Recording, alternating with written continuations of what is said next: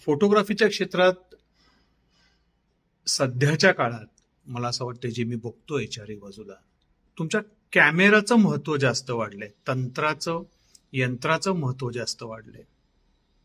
एकदा का ते यंत्र हाताळायला तुम्ही शिकलात, ते कसं तुम्हाला जमलं, की बऱ्याच जणांना असं वाटायला लागतं की मला फोटोग्राफी चांगली यायला लागते.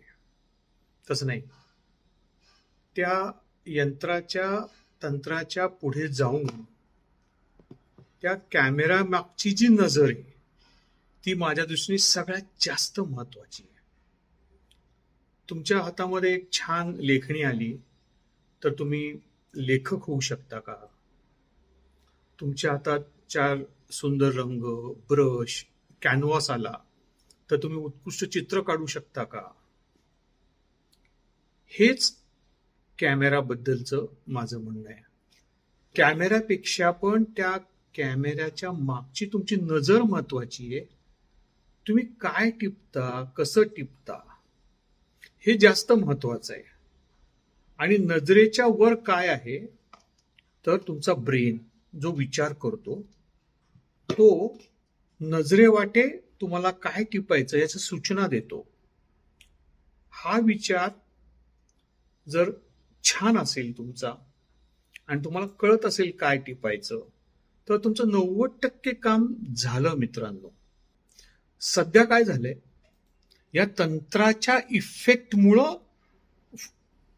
फोटोग्राफी छान आहे का, फोटो छान आहे का वाईट आहे ठरवलं जातं. माझं म्हणणं आहे की फोटोचा किंवा तो सब्जेक्ट जो आहे, हा सब्जेक्ट तुम्ही जाणून घेऊन त्याच्यामागे तुम्हाला काय टिपायचंय याचा छान विचार करून तुमच्या नजरेने ती टिपणं हे फार महत्वाचं आहे. खूप मोठा विषय आहे.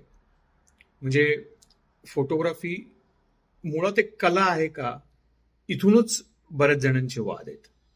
कारण की बरेच जण त्याला असं म्हणतात की काय फोटो, कॅमेरा चांगला आहे, फोटो छानच येतो. तसं नाहीये. तुमची नजर, त्या नजरेमागचा विचार आणि मग त्यातून एक फोटो तयार होणं किंवा तो फोटो तुम्ही टिपणं हे माझ्या दृष्टीने जास्त महत्वाचं आहे. कारण 1000 शब्द तुम्ही लिहिलेत आणि एक फोटो काढला तर त्या 1000 शब्दापेक्षा तो फोटो खूप काही सांगून जातो. हे फोटोग्राफीचं महत्व आहे. तुम्ही सुरुवात करा.